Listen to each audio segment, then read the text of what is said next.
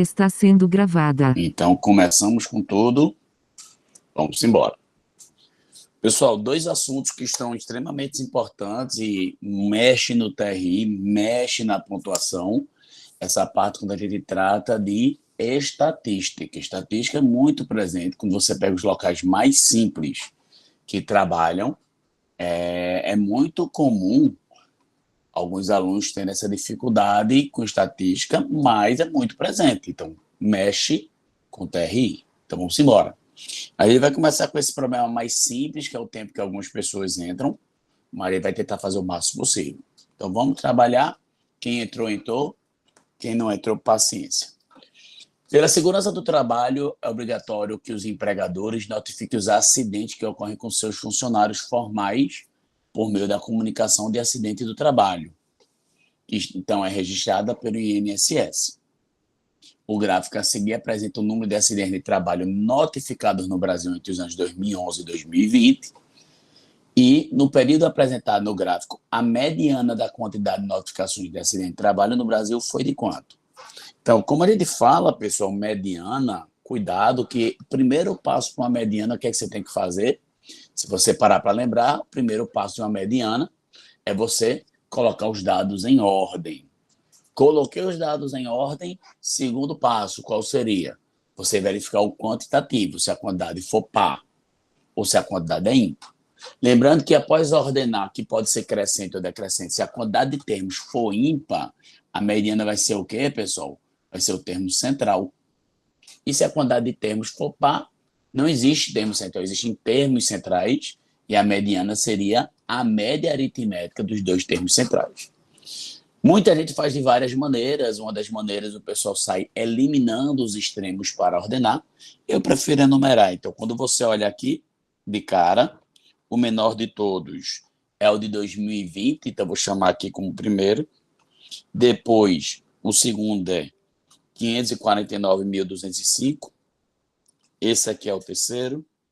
Esse aqui é o quarto, quinto, sexto, sétimo, oitavo, nono, décimo. Então, o que é que eu fiz? Eu enumerei do primeiro ao último, do menor para o maior. Então, se eu tenho 10 termos, pessoal, após ordenar, a mediana vai ser a média dos dois centrais. Quem são os dois centrais? O quinto e o sexto. Então, quando eu olho para o quinto e o sexto, dando destaque aqui, ó, esses dois caras. Se você fosse malandro um pouquinho, o que é que acontece? Quando você trabalha com a média entre dois valores, vai ser um resultado entre eles. Então, vai ser um resultado entre 623 mil e 639 mil. Compreendido isso, você não faz mais nenhuma conta, pessoal. Porque quando você analisa aí, a média entre dois valores vai ser um resultado entre esses dois valores. Então, vai ser um resultado entre 623 e 639 mil. Me dê um valor aí, dentre as opções, que está entre 623 e 639. Se você parar para observar, só tem uma opção que é a letra E. Então, você não precisaria fazer essa conta, tá certo? Mas aqueles que são descrentes quanto a isso, você pode fazer. O que eu estou tentando te mostrar é uma possibilidade que você pode executar com que intuito? E você fazer essas contas e não perder tempo na hora da prova. Então, se eu fizesse a média de 623.788 e 639.325 e dividisse por 2, porque são os dois centrais, com certeza, sem sombras de dúvida, vai dar 631.556,50. Então, a primeira questão, resposta, letra E, de escola. Fechou aí? Tranquilo? Simbora. Quando a gente vai avançando nessa questão, que já foi a primeira, a gente vai olhando a segunda. A segunda é muito importante no rever, a gente verificou um alto índice de erro nela. Teve turma que chegou a perto de 50%. Então, o tipo de questão que não é considerada difícil, mas veja, muita gente errou. Então, vamos atenção nela. Questão 2. Na questão 2, ele diz: um criador selecionou 40 cavalos para uma pesquisa e organizou no gráfico a seguir as quantidades de animais com suas respectivas massas. a média, a moda e a mediana das massas desse grupo. Então, primeiro que você tem que verificar a média, a moda e a mediana. O que é a moda, pessoal? Se você lembrar, a moda é o dado que tem maior frequência. Então, qual é a massa que tem a maior frequência, pessoal? A massa que tem a maior frequência é 185. Então, eu posso dizer que a moda é 185. Já de cara, você consegue eliminar algumas atitudes, ok? A média, cuidado para não errar. Muita gente faz aqui, ó. A média, muita gente soma esses 4 valores e divide por 4. Não pode fazer isso. Por que não pode? Porque a quantidade de cavalos com cada massa é diferente. Então, essa quantidade influencia. Tá certo? Então, não é somar esses 4 valores e dividir por 4. Você só poderia somar os 4 valores e dividir por 4 se a quantidade aqui dos 4 fossem iguais. Se essas quantidades fossem iguais, aí você poderia somar os 4 valores e dividir por 4. Ok? Então, primeiro, como é que a gente vai calcular a mediana? Vamos verificar o total de termos. Quando você verifica 8 com 14 dá 22, 22 com 6 dá 28, 28 com 12 dá 40. Pessoal, se eu tenho 40 termos, 10, 20, 30, 40, quais são os 2 termos que estão no centro, pessoal? Então, a primeira metade vai até 20 e a segunda metade vai a partir de 20. Então, o que é que eu sei? Que se eu tenho 40 termos, os caras que vão estar no centro vai ser o 20º termo e o 21º. Se você analisar aqui, vamos comigo. Os 8 primeiros termos têm 180. Então, eu tenho 180, 8 vezes. Depois, eu tenho os próximos 14 termos igual a 185. Então, 185, 14 vezes. Pessoal, pensa comigo um pouquinho. Se aqui eu já tenho 8 termos com mais 14, já dá 22 termos. Então, do 9º termo até o 22º vai ser tudo 185. Se do 9º termo até o 22º vai ser todos eles 185, então o 20º e o 21º também são 185. Então, se eu fosse fazer a mediana, vai ser a média entre os 2 termos centrais. Vai ser 185 mais 185 dividido por 2, que dá 185. Ficou claro isso aí? Então, já sei que a moda é 185 e a mediana também é 185. Se você quiser colocar, ordenar os 40 termos, você pode, sendo que você vai ter um trabalho maior, ok? Então, observa que, como ele fala nessa ordem, respectivamente, o único que tem moda e mediana 185 é a letra C. Nem sequer eu precisaria calcular a média.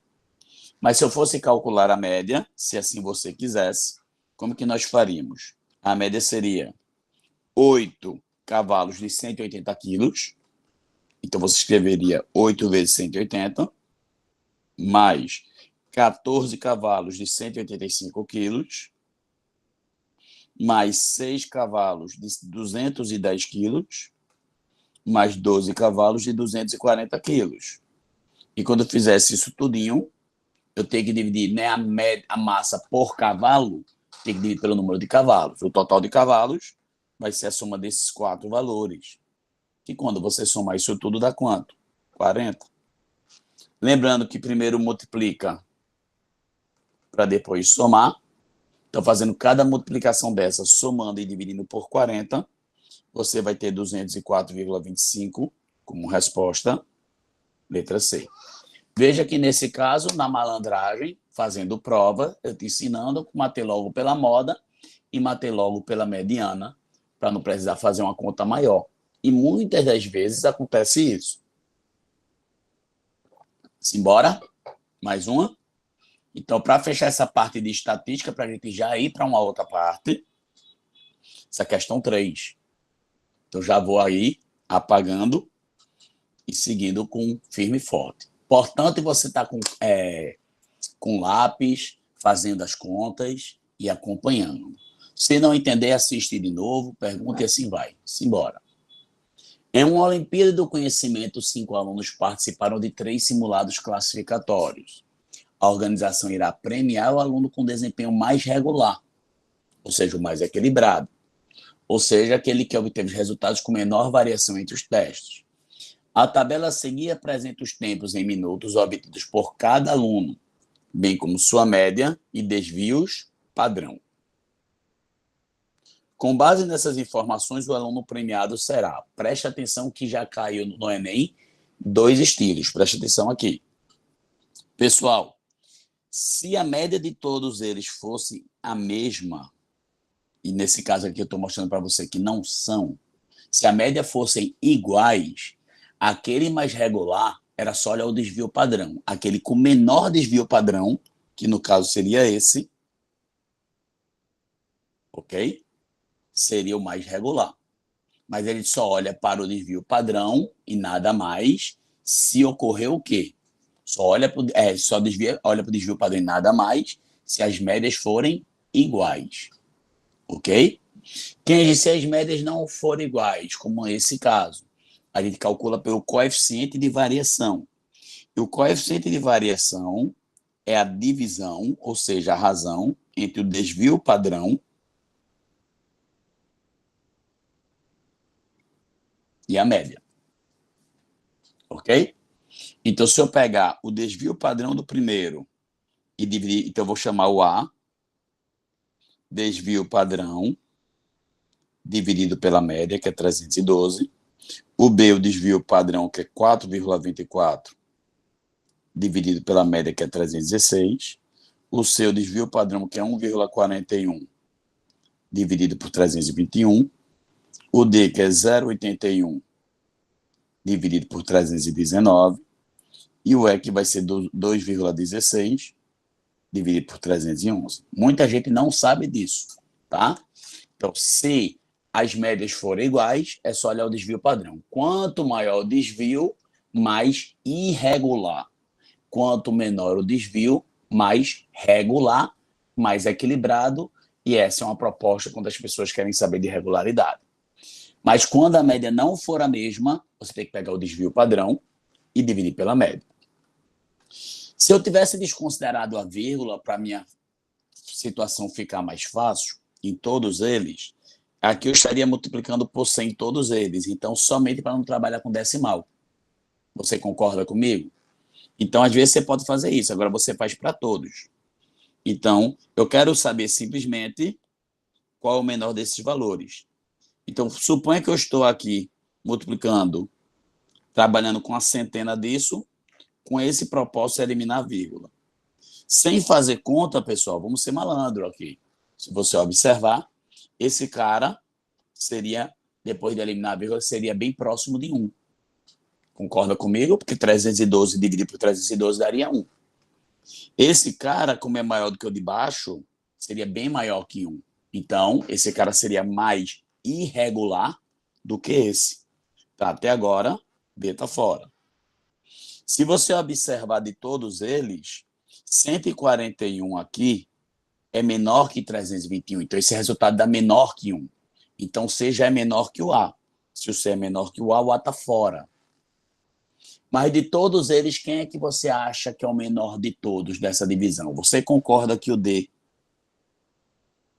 dividido por 319, 81 dividido por 319, vai ser muito menor que 321? Desculpa, do que 141 por 321, que se você observar, se você arredondasse, pessoal, se aqui fosse 0,8 e aqui fosse 320, isso aqui daria 1/4, ok? Porque 80 centavos seria o quê de 320? Seria 1/4. Se aqui fosse 160 e aqui 320, isso aqui daria meio. E 1/4 é menor que meio. Então, sem fazer a conta, o menor resultado de todos é esse. Quem eu não fico muito seguro. Então, se você dividir, você vai ver que D vai ser o menor dos resultados. Então, aquele que é mais regular, a letra D. Nesse caso, por uma sorte do destino, quem olhasse somente o desvio padrão ganharia. Mas aí seria uma sorte, tá certo? Você não pode somente olhar somente o desvio padrão. Você só olha o desvio padrão e nada mais se as médias forem iguais. Ficou claro isso aí, galera? Então vamos embora. Essa questão 4 é uma questão do Enem. Ela não é... Muita gente se aperreia com ela, mas não é uma questão que envolve tantas coisas, porque ela vai muito na habilidade de análise de tabela, análise de padrão, que é uma coisa muito frequente nas provas. Então, ele quer que você bata o olho aí e faça uma análise de padrão. Ok? Então, vamos embora. Vamos embora, porque a gente vai trabalhar o máximo possível. E uma pessoa pretende viajar para uma companhia aérea que despacha gratuitamente uma mala com até 100 quilos. Em 2 viagens que realizou, essa pessoa utilizou a mesma mala e conseguiu 10 quilos com as seguintes combinações de itens. Para ter certeza que sua bagagem terá massa de 10 quilos, ela decide levar essa mala com 2 alças, um sapato e o máximo de camisetas, admitindo que itens do mesmo tipo têm a mesma massa. Qual é a quantidade máxima de camisetas que essa pessoa poderá levar? Então, não sei se vocês já enxergaram, se você para analisar, você consegue visualizar algumas coisas bem facilmente. Então, vamos embora. Que coisa é essa facilmente que você consegue enxergar? Pessoal, preste atenção no padrão. Olha a tabela. Ele está querendo simplesmente que você faça o quê? Ele está querendo que você tenha uma mala, 2 calças e um sapato. Então, se você for um pouco aqui, ó, observa que quando aqui baixou uma calça e um sapato, a quantidade de camisetas aumentou em 6. Então, se ele quer exatamente 2 calças e um sapato, novamente aqui vai baixar uma calça e um sapato. E toda vez que abaixa uma calça e um sapato, a quantidade de camisas aumenta em 6. Se daqui para cá está baixando uma calça e um sapato, essa quantidade de camisas vai aumentar em 6. 18 mais 6 dá quanto? 24. Então, a resposta, letra B de Brasil. Poxa, Kenji, eu pensei que tinha que fazer um sistema. Não precisa. Às vezes, é analisar o problema, verificar um comportamento. Isso acontece muito com funções e acontece isso muito com sequências. Então, a cada vez que baixou uma calça e um sapato, o número de camisas aumentou em 6. Como ele queria que 2 calças e um sapato, ia novamente baixar uma dupla dessa, e aqui aumentar em 6, iria para 24. Letra B de Brasil, e a gente avança. Simbora, turma. É isso mesmo. Vitor Matheus pergunta, quem a gente tem como fazer para o sistema? Vitor, se você fizer para o sistema, você vai ver que falta. Você não consegue achar o quantitativo desejado. Entende? Então, se você for fazer para o sistema, você vai ficar preso, porque você basicamente vai ter informação dessa quantidade de cócteis e dessa quantidade de camisas. Porque a quantidade de cócteis, você não sabe qual o peso de uma camisa, você não sabe o peso de uma calça, você não sabe o peso de um sapato. Então, você teria mais equações do que incógnitas, então não é viável fazer desse jeito. Beleza? Questão 5. Um container no formato de um paralelepípedo de dimensões 3 por 3 por 4 foi feito de escritório conforme a figura a seguir. Uma instalação elétrica deve ser realizada ligando o poste do ponto B ao ponto do container no ponto A por um cabo. O comprimento desse cabo para realizar essa ligação. Pessoal, ele está querendo ligar de B a A. Esse é o cabo. Eu não sei se vocês lembram, a gente tenta encher o saco de vocês, que todas as vezes que a gente quer justamente uma medida de comprimento, que é o caso, nesse caso ele quer uma medida de comprimento, você concorda comigo? Toda vez que eu quero uma medida de comprimento, o que é que a gente precisa fazer, pessoal? A gente precisa calcular o quê? Uma distância. Não é assim?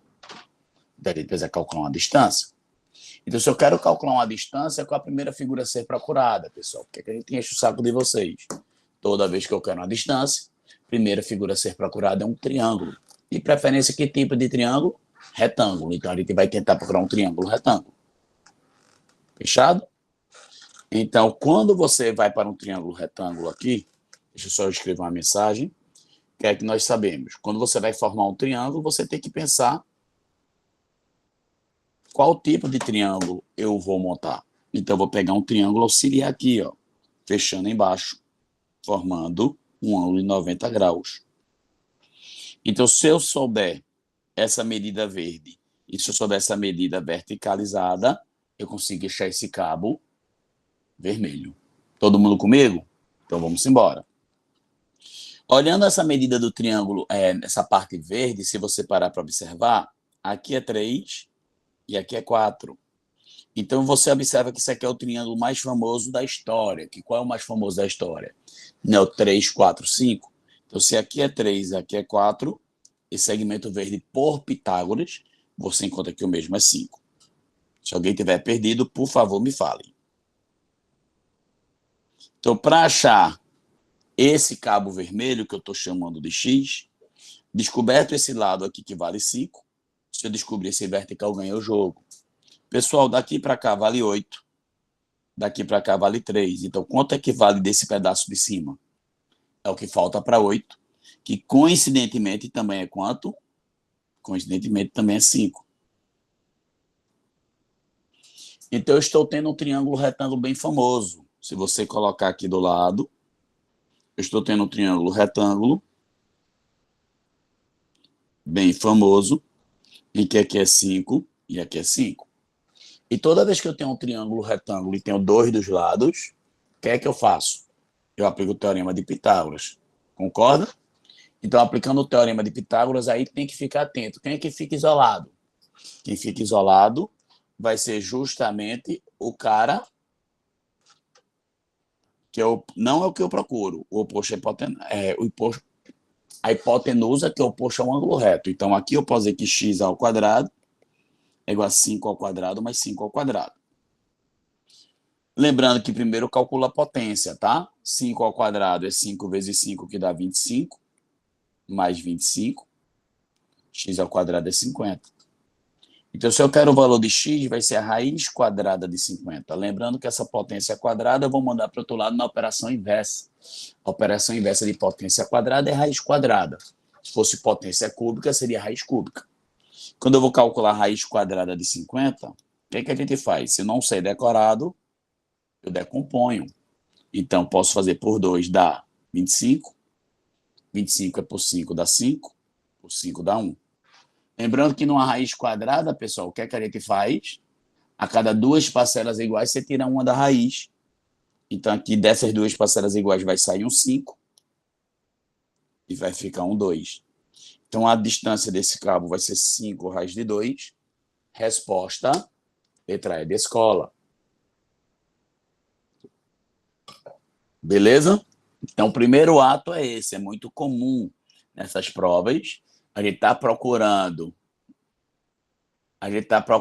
justamente uma distância, e a primeira coisa quando a gente procura uma distância é procurar um triângulo retângulo, de preferência para aplicar Pitágoras. Simbora. Mais uma.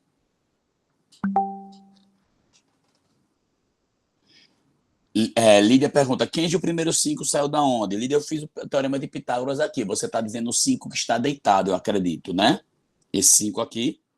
Então, se você parar para observar, só apagar aqui para ter a poluição e você enxergar melhor. Se você observar, esse ângulo aqui vale 90. Esse pedaço daqui para cá é 3, então daqui para cá é 3. Esse pedaço daqui para cá é 4, então daqui para cá é 4. Então, não sei se você está atenta, o triângulo retângulo mais conhecido do mundo que é o 3, 4, 5. Quem se eu não estivesse lembrando o que era o 3, 4, 5? Aí, se você não lembrar, chama aqui de Y e faz Pitágoras. Fechou? Maravilha. Aí Vitor diz, Kenji, deixa eu ver aqui, Lídia disse que já entendeu, perfeito. Vitor diz, poderia só fechar o triângulo formando um quadrado, aí calcularia a diagonal do quadrado L raiz de 2, ou foi só coincidência? Perfeito. Ó, bem legal isso aí, que o Vitor está fazendo. Ele está dizendo o seguinte, quem é Jó? Está vendo esse triângulo aqui? Esse triângulo não. Esse quadrilátero que está em pé. Esse quadrilátero que está em pé, isso aqui é um quadrado, 5 por 5. E o que ele está querendo é justamente essa distância daqui para cá, ó. Esse cabo dourado, que é a diagonal do quadrado.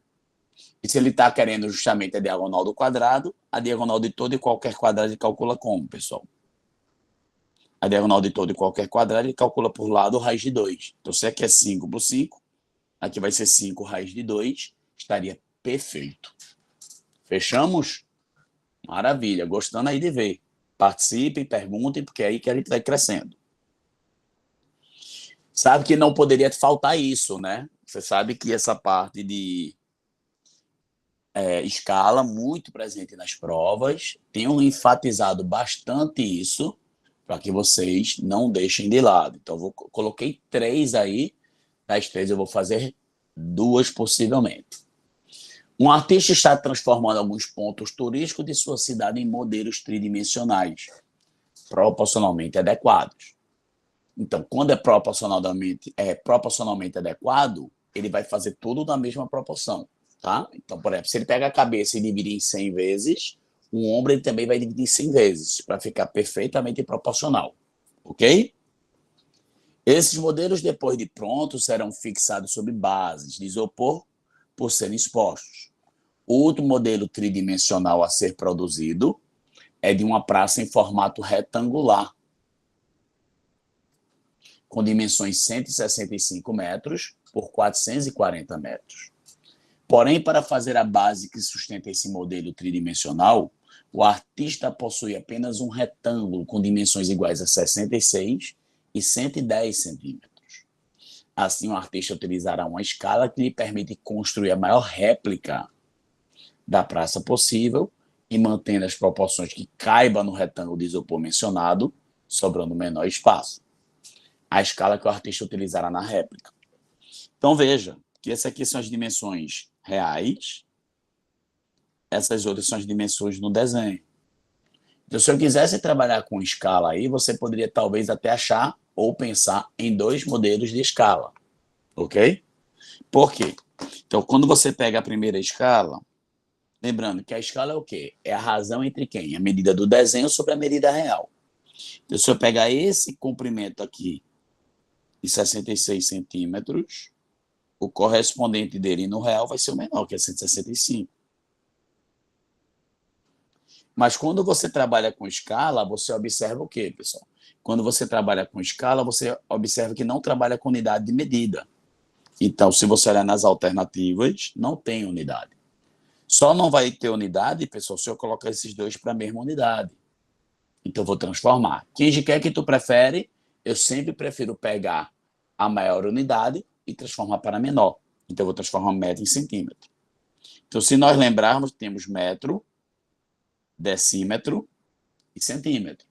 Se eu quero sair de metro para centímetro, eu vou andar quantas casas decimais? 2. Então, você vai ter 66 centímetros dividido por quem? 165, acrescido de 2 casas. Centímetro com centímetro simplificou. Então, quando você observa aí a escala, pessoal, o que é que nós temos? A escala, quando você olha nas alternativas, normalmente é 1 sobre alguma coisa.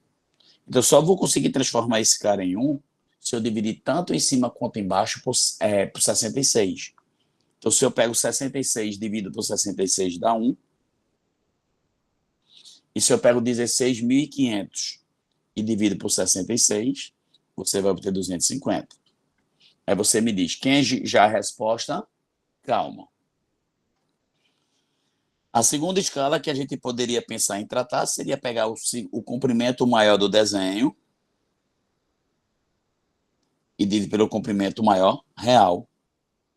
10 segundos, já tendo todo mundo. E se eu utilizar a mesma coisa, como assim a mesma coisa, Ken? A mesma coisa seria colocar na mesma unidade. Então, se eu colocar na mesma unidade, eu vou transformar mais uma vez centímetros, o metro em centímetros. Então, decímetro, centímetro. Para que eu transforme aqui em cima em 1, eu vou simplificar justamente, dividir em cima e embaixo por 110. Se eu dividir em cima por 110 dá 1, e se eu dividir embaixo por 110 dá 400. Então, quando você olha nessa situação agora, a pergunta que eu faço, a escala, pessoal, tem que ser um valor que atenda aos dois ao mesmo tempo. Então, qual o valor que atende aos dois ao mesmo tempo? É 1 sobre 400 ou 1 sobre 250?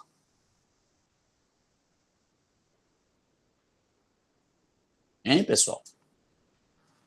Então, se eu vou colocar aqui e aqui, tem que ser um valor que caiba nos dois, tá?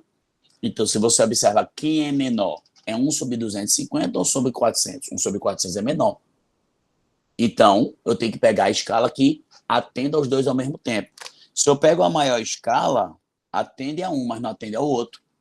Então, a escala que vai fazer satisfazer aos dois ao mesmo tempo vai ser a letra D de dado, que é 1 sobre 400. Questão que já caiu na meta retrasada da gente, e é uma questão que tem caído muito, tá? Não só na meta, mas nas provas do Enem.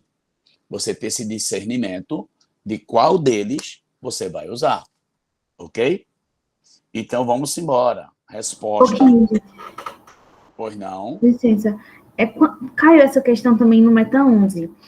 E lá ele Isso. pede a maior possível. Mas a resposta é uma média menor. Mas é por quê, Sabrina? Na mesma situação, quando a gente trabalha com escala, é a escala menor. Como você está dizendo, começa aí a menor. Porque 1 sobre 400 é menor que 1 sobre 250. Eu dei um exemplo que as pessoas acham que não tem nada a ver, acham que eu sou doido. Imagina que vamos fazer assim.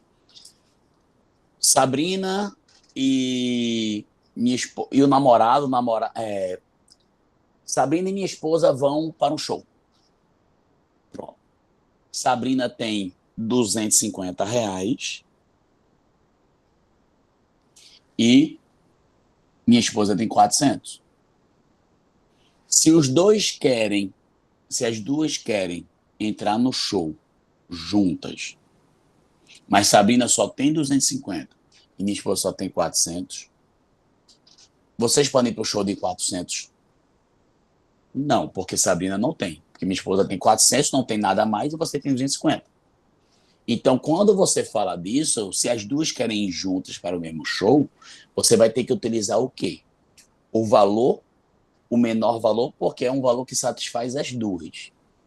A mesma situação na escala. Se eu estou querendo fazer uma cópia que dê a base e dê a altura, eu tenho que usar uma medida que caiba os dois. Porque se só couber um e não couber o outro, eu não consigo fazer a reprodução.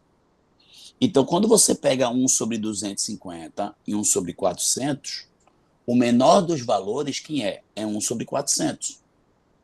Se você pensar em dinheiro, muita gente às vezes acha que eu estou ficando doido. Pensa em dinheiro. Eu tenho uma herança, quero dividir com 250 pessoas.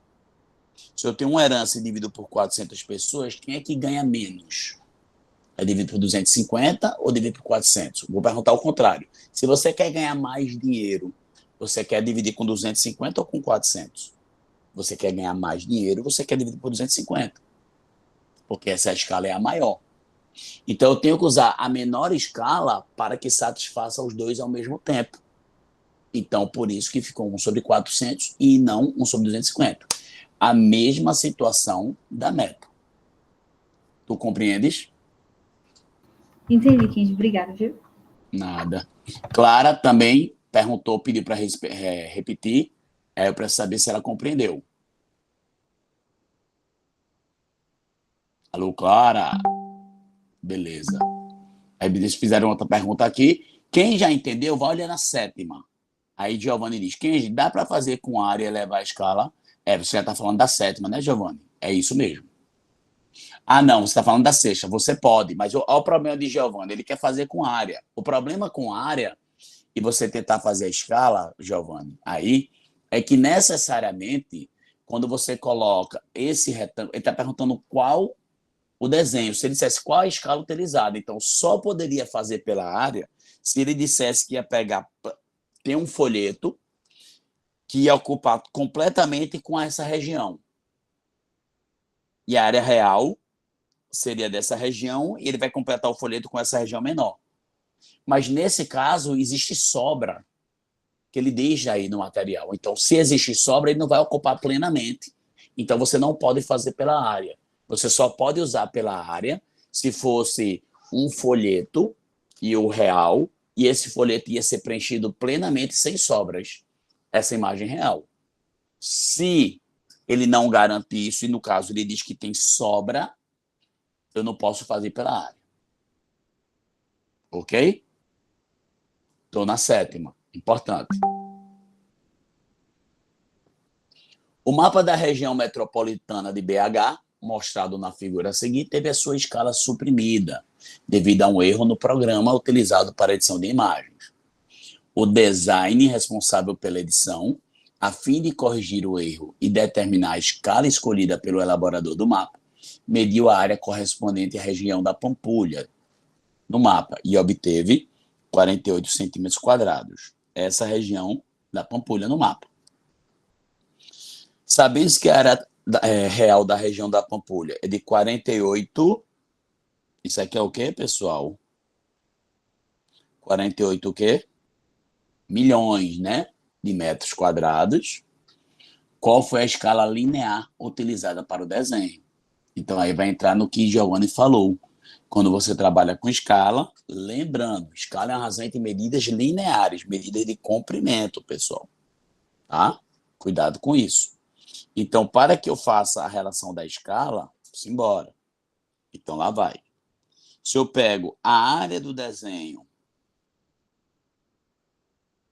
e divido pela área real, que são 48 milhões de metros quadrados, pessoal, preste atenção nisso.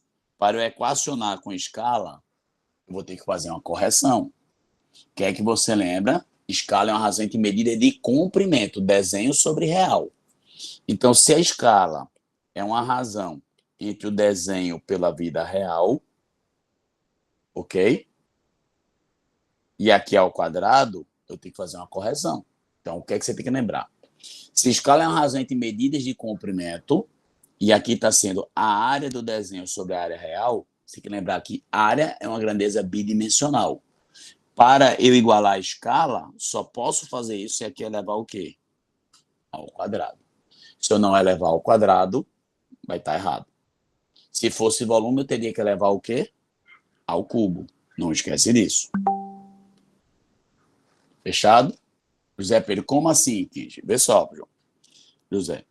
Pedro, quando você diz que você tem um desenho, que você está pegando uma réplica, que isso aqui é o desenho, é o comprimento do desenho, aqui é o comprimento real, escala você usa entre medidas de comprimento. Você pega a medida do comprimento do desenho e divide pelo comprimento real. Comprimento é metro, centímetro. Quando você diz centímetro, é como se fosse centímetro elevado a 1, elevado a primeira. Tá? Nesse caso, ele está falando com área. A área é elevada o quê? A segunda. Então, toda vez que você vai trabalhar escala com área, você vai ter que pegar essa escala e elevar ao quadrado. Se fosse volume, volume do desenho, por exemplo, 48 centímetros cúbicos sobre 48 milhões de metros cúbicos. Então, isso aqui é volume. Volume é o cubo. Então, se eu quisesse trabalhar com escala, eu teria que pegar e igualar isso a escala ao cubo. Porque escala não é ao cubo, nem ao quadrado, é elevado a 1. Então, se aqui está ao cubo, eu tenho que pegar a escala e elevar ao cubo. Se aqui a área está ao quadrado, eu tenho que elevar a escala ao quadrado. Ficou claro isso aí, João? João não, José.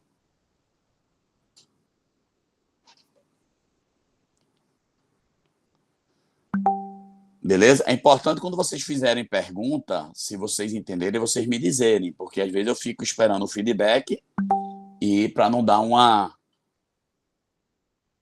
Eu não quero ignorar ninguém. Aí eu preciso só que você... Kenji, compreendido. Valeu, JP. Então, para que eu faça essa escala aqui, a primeira coisa, mais uma vez, é transformar essa aqui na mesma unidade. E essa mudança de unidade é muito importante. Se você lembrar aqui, ó, metro quadrado, decímetro quadrado, centímetro quadrado. Se eu quero sair de metro quadrado para centímetro quadrado, que vai acontecer, pessoal? Daqui para cá eu aumento 2 casas, daqui para cá eu aumento mais 2 casas. Então, preste atenção agora. Então, eu só vou conseguir converter na mesma unidade se eles forem colocados na mesma casa. Então, eu vou repetir esses 48 milhões. E de metro quadrado para centímetro quadrado são 2 casas. Mas como aqui é bidimensional, é ao quadrado, a cada casa você varia 2 unidades. Então, aqui eu vou aumentar 2 mais 2, 4 casas. Não esquece disso. Ok? Aí aqui sim, vou cortar centímetro quadrado com centímetro quadrado. Justamente porque geralmente em escala ele não trabalha com unidade. Se você olhar nas alternativas, não tem unidade. Ok? Quando você segue com essa história, o que é que eu vou fazer? Aqui a escala ao quadrado. E para que eu transforme aqui em cima em 1, eu tenho que dividir por 48. 48 por 48 dá 1. E 48 por 48 aqui vai dar 1. Então vai ficar 1 acrescido de 3, 6, 10 zeros. 1 acrescido de 10 zeros, você tem 2 formas de escrever. Ou você vai colocar os 10 zeros, ou você vai escrever 10 elevado a quanto, pessoal? A décima. Quando você tem o número 1 acrescido com uma certa quantidade de zeros, o valor do expoente é a quantidade de zeros. Então, se aqui tem 10 zeros, o expoente é 10. Se eu quero a escala, essa potência quadrada vai para lá na operação inversa, vai como raiz quadrada.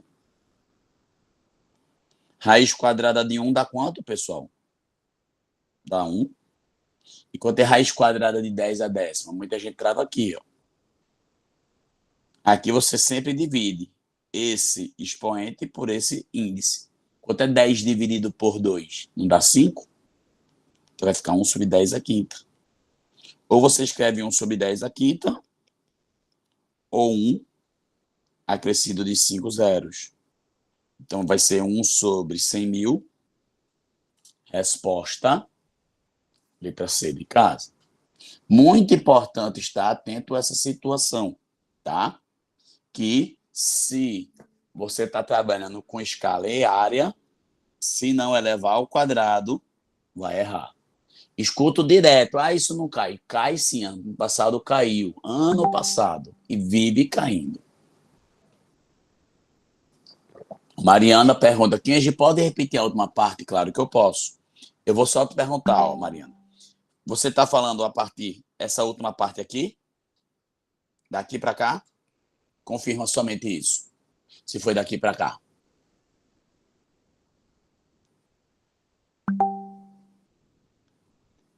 Pode usar notação sim, Pedro, com certeza. Da raiz, beleza. Então, o que é que aconteceu? Esse número aqui, já entendi.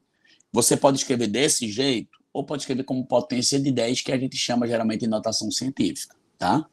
Então, se você observar, o número 1 acrescido de 2 zeros é 10 ao quadrado. O número 1 acrescido de 3 zeros é 10 ao cubo. Então, o número 1 acrescido de 10 zeros é 10 a décima. Fechado? Como eu quero o valor da escala, então eu peguei essa potência quadrada, mandei para lá na operação inversa. Qual a operação inversa de potência quadrada? Né? Raiz quadrada? Então foi para lá como raiz quadrada. Raiz quadrada de uma divisão é raiz do de cima e raiz do de baixo. Então, raiz quadrada de 1 deu 1. Aí você me pergunta, quanto é raiz quadrada de 10 a décima? A raiz quadrada de 10 a décima, você faz o quê? Sempre. Você olha o índice. Se não aparece nada, é 2. Você pega sempre esse expoente e divide por esse cara. Quanto é 10 dividido por 2? Dá 5. Então é 10 a quinta. Se fosse 10 a 12, 12 dividido por 2 ficaria 6. Então ficou 10 a quinta. 10 a quinta é 1 acrescido de 5 zeros. Então quando você coloca os 5 zeros, vai dar 1 sobre 100 mil. Fechado. Mais uma vez, avançamos. É importante você ter ciência disso. Eu trabalhei com esses dois muito importantes, essa parte estatística, essa parte de escala. Então, toda vez quando o pessoal me pergunta muito sobre o que deve ser feito, eu enfatizo essa parte de estatística e escala nessa reta final, porque vocês têm que estar sempre muito bem familiarizados. Ok? Questão 8, que é que eu tenho. Na questão 8, ele diz, na volta às aulas, um estudante resolveu comprar uma mochila que custava R$ 300. Ele visitou 2 lojas diferentes para obter o melhor desconto possível. Na loja X, ele obteve um desconto de 20% na hora do pagamento. Na loja Y, o vendedor concedeu diretamente um desconto de 10% na hora do pagamento e ele obteve outro desconto de 10% já sobre o novo valor. A pergunta que foi feita é: o estudante calculou corretamente o valor que pagaria em cada uma das lojas? Qual foi a diferença entre os valores que ele teria pago em cada uma das lojas? Pessoal, preste atenção. Vamos embora. Cuidado para não definir um valor inicial, porque ele já disse. Então, se ele já sugeriu qual é o valor inicial, você não vai sugerir nada, porque o valor é esse. Então, primeiro, o que é que acontece na loja X? Ele obteve um desconto de 20%. Muita gente sabe calcular facilmente 10%. Por quê? 10% é pegar esse número e andar com uma vírgula uma casa. Então, 10% é andar com uma vírgula para cá. Então, 10% seria 30. 10% de desconto seria R$ 30. 20% não é o dobro, pessoal? Então, seria o dobro de 30. Então, ele vai ter um desconto de R$ 60, porque o desconto é de 20%. Então, ao invés dele pagar 300, ele ia ter um desconto de R$ 60, que equivale aos 20, ele iria para 240. Todo mundo? Já na loja Y, o que é que acontece? Ele está dizendo que o cara teria um desconto de 10% e na hora de pagar teria outro desconto de 10%. Então, preste atenção. Quanto é 10% de 300? Como nós falamos, é só andar com a casa, a vírgula uma casa decimal. Então, 10% dá 30. Então, o vendedor deu um desconto de 30, ele foi para 270. Cuidado agora. Quando ele foi pagar, ele teve outro desconto de 10%, não de 30%. Teve um desconto de 10% sobre esse novo valor. Quanto é 10% de 270? Não é só andar com a casa? É 27. Então, ele vai diminuir 27 agora. Quando ele diminui 27, ele vai para 243. Então, se ele quer saber a diferença dos valores que ele foi cobrado, se por uma loja ele pagaria 240 e na outra ele pagaria 243, a diferença dos valores foi de R$ 3, letra de aprovado. Então, cuidado quando você tem descontos sucessivos, que um desconto de 10% mais um desconto de 10% não equivale a um único de 20%. Só seria isso se fosse um desconto na ideia de juros simples, que o valor calculado é sempre sobre o valor inicial. Ok? Principalmente, ao invés de você ficar decorando fórmulas, então, às vezes, é bom você compreender como calcula rapidamente 10%, que é só deslocar a vírgula, e se fosse 5%, seria metade. Então, você vai calculando mais rapidamente. Clara diz, pode transformar em decimal e multiplicar todos? Pode, Clara. Só acho que você vai ter um trabalho maior. E quando você trabalha em decimal, por exemplo, você pode calcular sim, não tem problema. Tá? Só acho que você termina perdendo um tempo. Aí você diz, Kenji, mas vai ser a mesma multiplicação? Não, não é a mesma multiplicação. Por quê? Porque o desconto é de 20% no todo e outros são 2 descontos de 10%. Você faria mais contas. Então, é uma dica para aqueles que vão fazer principalmente essas provas de ensino médio, tá bem atento como calcula rapidamente 10%, 20%, 5% para ganhar tempo na prova. Mais uma de porcentagem, porque a gente verificou no rever alguns erros quanto a isso, tá? E a gente vai discutindo. Já eu tiro a dúvida de Vanessa. Em uma campanha para atrair novos clientes, uma rede de supermercado decidiu aplicar uma redução de 10% no preço de determinado item da cesta alimentar. Como resultado, observou-se um aumento de 20% na quantidade vendida desse produto ao longo de um mês. E considerando que o faturamento total é o produto, ou seja, a multiplicação entre o preço e a quantidade vendida, podemos afirmar que a variação percentual no faturamento com esse produto durante o mês da promoção teve um aumento de quanto? Então, nesse caso, ele não sugeriu um valor inicial, então você pode sugerir. Ele diz no texto que o faturamento, presta atenção, é o produto entre quem? O produto é a multiplicação entre o preço e a quantidade.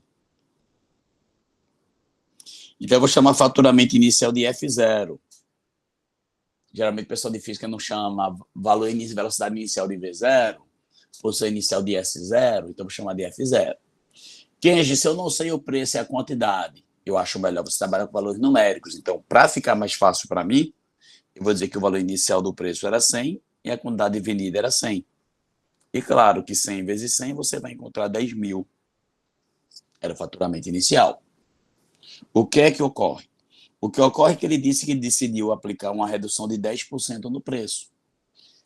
Por que eu considero 100? 100 é um valor bom inicial porque cada R$1 equivale a 1%. Então, se ele der um desconto de 10%, ele deu um desconto de R$10. Então, o preço, vou botar aqui faturamento final, o preço, se deu um desconto de 10%, foi para 90%. E com isso ele teve um aumento de 20% na quantidade vendida. Cada uma unidade equivale a 1%. Se aumentou em 20%, vai aumentar em 20 unidades. Então, ao invés de ser 100 unidades, ele vai vender 120. Esse é o novo preço e essa é a nova quantidade. Ok? Então, quando você pega 90 e multiplica por 120, pessoal, o que é que você vai ter? Quando você pega 90 e multiplica por 120, você vai ter justamente 10.800. Então, o aumento que ele teve foi de 800. Se o aumento dele foi 800, então equivale a quanto? Se você quiser calcular, você pode fazer duas maneiras. O aumento percentual, você pode dizer o seguinte, ó, daqui para cá aumentou 800. Então, como é que eu calculo percentualmente? Percentualmente, você vai fazer 800 de aumento dividido pelo valor inicial, que é 10 mil. 800, que foi o aumento, dividido pelo valor base inicial, que é 10 mil. Porcentagem é uma divisão por 100. Então, se porcentagem é uma divisão por 100, o que é que eu posso fazer? Eu posso transformar embaixo em 100, simplificando em cima e embaixo por 2 zeros. Então, esse resultado ficou 8 dividido por 100, que é 8%. Tem gente que prefere fazer uma regra de 3. Como? 10 mil equivale a 100%, e o aumento, que é 800, vale quanto? X. Tá certo, não tá errado, tá perfeito. Então, a resposta letrada é aprovado. E quem já compreendeu, vai para a 10ª. Deixa eu verificar aqui a pergunta de Vanessa anterior. Posso fazer regra de 3 e depois subtrair os dois valores no final? Você pode fazer regra de 3, Vanessa, mas no caso daquele problema anterior, você teria que fazer duas regras de 3 aqui, né? Você vai fazer uma regra de 3 para esse e mais duas regras de 3 para esse. Então, eu acho que não seria interessante você ir muito por regra de 3. Assim, eu sei que às vezes ele resiste um pouquinho, mas tenta fazer desse jeito. Esses múltiplos, 10, 20, 15, 30, vale muito a pena. Vale muito a pena simplesmente usar essa estratégia. Aí o pessoal está perguntando da outra.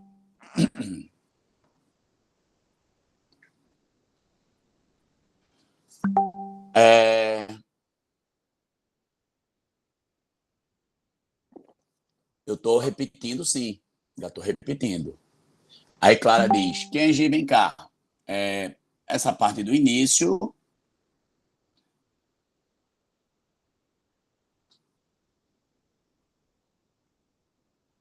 Ela está dizendo, Clara está perguntando, Kenji, quais são os tipos de questões que eu posso sugerir o valor inicial? Beleza, vamos lá. Preste atenção todo mundo, que vocês estão fazendo várias perguntas e não tem problema, mas estão fazendo a mesma pergunta. Então, para a gente matar todo mundo de uma vez só. Esse aqui eu não sugeri o valor inicial, por quê? Porque ele me disse o valor inicial. Então, eu não posso sugerir. Ok? Já esse outro, eu posso sugerir. Por que eu posso sugerir? Porque ele quer saber a variação percentual. E como ele não determinou o valor inicial, eu posso sugerir. Se ele tivesse dito o valor inicial é tanto, aí você não pode sugerir. Beleza? Então, quando é que eu posso sugerir? Quando eu não tenho o valor base, não tenho o valor inicial. E ao invés de trabalhar com letra, sou mais trabalhar com número. Beleza, Clara? Então, o que é que acontece? O faturamento, ele disse que era o preço vezes a quantidade. Aí eu disse, eu vou sugerir que o meu valor, o preço inicial era 100 e a quantidade inicial era 100. Kenji, eu posso dizer que o preço inicial era R$ 32,75? Pode, mas fica mais difícil de trabalhar, com valores com vírgula. Por isso que eu uso 100. E eu uso 100 porque 1% equivale a R$ 1. Então, o valor do faturamento inicial seria esse preço multiplicado pela quantidade. 100 vezes 100 dá 10 mil. Aí o que é que aconteceu? O faturamento final, que foi após a modificação, que Mariana está perguntando, ele disse que aumentou, fez uma redução de 10% no preço. Então, se o preço era 100, R$ 1 equivale a 1%. R$ 2 equivale a 2%. 10% equivale a R$ 10, sendo que ele reduziu, então ele vai diminuir o preço em 10. Então, de 100 foi para 90. Ok? Já a quantidade aumentou em 20%. R$ 1, a quantidade, uma unidade equivale a 1%. 10 unidades equivale a 10%. Então, se aumentou 20 unidades, 20%, vai aumentar em 20 unidades. Então, quando eu multiplico 90 vezes 120, deu 10.800. Então, o que é que aconteceu com o faturamento de antes e o faturamento de depois? Teve um aumento. Esse aumento foi de R$ 800. E se você quiser, você tem várias maneiras de calcular a porcentagem. Uma das maneiras é pegar o aumento, que é 800, e dividir por quem? Pelo valor base, que era 10 mil. Se eu pego 800 e divido por 10 mil, dá 8%. Ou então, se você não gosta de fazer desse jeito, você pode fazer uma regra de 3. 10 mil era o valor inicial, era o valor de 100% do faturamento. O aumento é de 800, equivale a quanto? A X. Então, se eu fizer uma regra de 3 aqui, você vai ter, justamente quando fizer essas contas, 8%. Beleza? Não tem problema. Isso aí, Isadora entendeu, Clara entendeu, perfeito. É isso. Perguntem sem pudor, não tem frescura aqui não, tá? Só diga que às vezes vocês ficam tiltados, aí se começa a perguntar, calma, vamos fazer que a gente vai aprender esse negócio. Ok? Simbora. Questão 10, uma questão que, se você parar para observar, eu coloquei quase 20% de geometria, tá? Porque essa geralmente é a proporção que cai nas provas. Então, vamos embora. Questão 10. Estamos num bom índice, num bom desenvolvimento de quantitativo de questões. Na questão 10, ele diz assim, a escola de Pedro propôs a organização de um acampamento para festejar o Dia das Crianças. A comissão de pais, desculpa, errei a leitura, vou ler de novo. 1, 2, 3. A escola de Pedro propôs a organização de um acampamento para festejar o Dia das Crianças, a comissão de pais. Cada aluno deveria levar seus equipamentos de segurança, enquanto a escola ficaria responsável por todo o bom funcionamento do evento.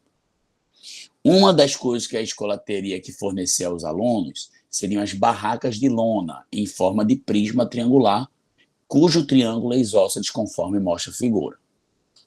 A quantidade de lona necessária para produzir todas as faces do poliedro que representa essa barraca. Pessoal, se eu vou pegar lona para cobrir a figura, fazer uma barraca, eu preciso calcular o quê? Área ou volume, pessoal? Se eu estou cobrindo, é uma superfície, então é a área, ok? Então, se fosse preencher essa barraca com algum material todinho, aí seria ocupar a parte interna, seria volume. Mas se eu estou cobrindo, é área. Então, para cobrir essa lona toda, eu preciso calcular cada parede dessa. Então, essa figura aqui, a entrada da barraca, eu vou supor que ela fecha, porque tem barracas que fecham. Então, eu vou calcular a área dessa figura e, nesse caso, vou multiplicar por 2. Por que por 2? Que a gente tem na frente e no fundo. Lembrando que no prisma, a base, pessoal, é a figura, sempre são duas, é a figura que, se fosse móvel, você a movimentaria por toda a extensão do sólido. E se você observar esse triângulo aqui, se eu pudesse movimentá-lo, ele pegaria em toda a extensão do sólido. Aqui, ó, se eu pegasse esse triângulo e arrastasse, ele pegaria em todos os pontos internos. Dá claro isso ou não? Então, a base é esse triângulo. Então, se você lembrar qual a área de todo e qualquer triângulo, pessoal, tem que lembrar. A área de todo e qualquer triângulo é base vezes altura sobre 2. Nesse caso, se eu considero a base como 8, quem é a altura? A altura tem que formar 90 graus com a base, a altura vai ser 3. Então, a área do triângulo vai ser base vezes altura sobre 2. Então, 8 vezes 3 dá 24, dividido por 2 deu 12. Achei a área dessa base. Também eu tenho que calcular a área do chão. O chão é um retângulo, 8 por 6. E a área de todo e qualquer retângulo, você sabe que é o quê? Lado vezes lado. 6 vezes 8, 48. Então, até agora tenho essa figura. Consigo achar essa, porque é a mesma. E tem a do chão. O que é que falta? Falta calcular essas paredes aqui, ó. Isso aqui também é um retângulo. Para calcular desse retângulo aqui, eu sei que é 6. Se eu achar esse lado, vai ser uma maravilha. Então, vamos embora. Pessoal, esse triângulo aqui, ele é isósceles. O que é que acontece com a altura do triângulo isósceles? Vocês lembram? O que é que ela faz com a base? Ela divide ao meio. Então, vai ficar 4 para cá e 4 para cá. Mais uma vez, apareceu o triângulo famosão. Isso aqui é um triângulo retângulo, em que aqui é 3, aqui é 4 e aqui é 5. Então, a área desse retângulo aqui vai ser 6 por 5. Sendo que essa parede de cá é a mesma dessa aqui. Então, vou botar a área da parede. 6 vezes 5. Então, a área total vai ser justamente quem? A área total vai ser 2 vezes a área da base, porque eu tenho a base frontal e aqui do fundo. Eu vou ter a área dessa parede vezes 2, porque tem a da esquerda e a da direita. E Giovanni perguntou justamente a do chão. Quem é já do chão, como é que eu calculo? Veja só, tem que calcular do chão, porque na barraca ele vai cobrir, né? O chão. Então, mais a área do chão. Pessoal que tá... Então, quando eu faço essa conta aqui, a área da base é 12, vezes 2, 24. A área da parede, 30, vezes 2 vai dar 60. E a área do chão, 48. Quando nós somarmos, 100 com 48 dá 108. Com 24 vai me dar 132 metros quadrados de lona. Com isso, resposta a letra E da escola. Quem se aperreou porque aqui é 5? Lembrando, teorema de Pitágoras. Todo triângulo retângulo, dois lados 3 e 4. O famoso triângulo retângulo 3, 4, 5. Então, essa hipotenusa vai ser 5. Se você não lembrasse que aqui era 5, chama aqui de x e faz Pitágoras. E você com certeza vai achar que x é 5. E aí, vai as perguntas. JP deve ter compreendido por que 5. Saulo explicou. Clara diz, quem só divide a base em 2 iguais, através da altura, quando o triângulo for isósceles é equilátero. Perfeito, Clara. É isso aí. JP, ok? Isso, Giovanni. Se é uma tenda, você vai cobrir o chão, você vai acampar. Então, você imagina que quando você vai acampar, você não vai deitar na areia. Então, a possibilidade nessa minha perspectiva de cobrir o chão, porque você vai evitar na areia, né? Simbora. Tem que ter gráfico. Gráfico muito presente nas provas, tá? Gráfico muito importante nessa análise. E esse problema não é um gráfico qualquer, é um gráfico que mistura algumas outras ideias, também interessante. Vamos embora. O saldo mensal é a diferença entre os valores recebidos e os valores pagos em cada mês. 3 empresas A, B e C investiram respectivamente 6, 10 e 8 mil reais na produção de mesas. O gráfico ao lado exibe o saldo mensal obtido com a produção e venda das mesas. Após 8 meses, cada empresa tem direito a uma parte do saldo médio mensal, proporcional ao valor investido. Assim, a empresa A tem direito. Então, primeira pergunta. A primeira pergunta que a gente faz é: se ele diz que cada empresa tem direito a uma quantidade proporcional ao valor investido, se ele não disse é diretamente ou inversamente, implicitamente é o quê, pessoal? É diretamente proporcional. Concorda comigo? Se você sai com a outra pessoa e você diz, ó, ele vai pagar proporcionalmente o que cada um consome. Se um consumir o dobro que o outro, esse cara que consumiu o dobro pagaria o quê? O dobro. Então, implicitamente, quando ele não especifica, é diretamente proporcional. Fechado? Então, o que é que eu tenho? O que eu tenho aqui, que para que ele verifique o saldo mensal médio, que ele vai distribuir, porque ele falou isso, a gente vai verificar aqui a média primeiro. Então, veja só, cuidado que muita gente se perde aqui numa bobagem, porque é natural essa perda. Então, o que é que acontece? No primeiro mês, ele teve um saldo de 10. No segundo mês, teve um saldo de 20. No terceiro mês, teve um saldo de menos 5. Então, você soma menos 5. No quarto mês, teve um saldo de 5. No quinto mês, teve um saldo de 4. No sexto mês, teve um saldo de 7. No sétimo mês, teve um saldo de menos 3. Ok? E no oitavo mês, teve um saldo de quanto? De 10. Então, a média, com valores positivos ou negativos, é a soma de todos eles dividido pela quantidade de valores, dividido por 8. Quando você faz essa conta, já de cara aqui, você observa que mais 5 com menos 5 vai morrer. E eu somo. 10 mais 20, 30, mais 10, 40. 40 com 7 dá 47. 47 menos 3 dá 44. 44 mais 4 dá 48. Então, a média vai ser 48 dividido por 8, que deu 6. Essa é a média. Mas o que é que ele está querendo? Ele está dizendo o seguinte, presta atenção. A média foi de 6. 6 o quê, Kenji? 6 mil, né? Porque diz que o saldo está em milhares de reais. Então, são 6 milhares, 6 mil. Após 8 meses, cada empresa tem direito a uma parte do saldo médio, proporcional ao valor investido. Então, o saldo médio é de 6 mil. Então, as empresas têm direito a um pedaço de 6 mil.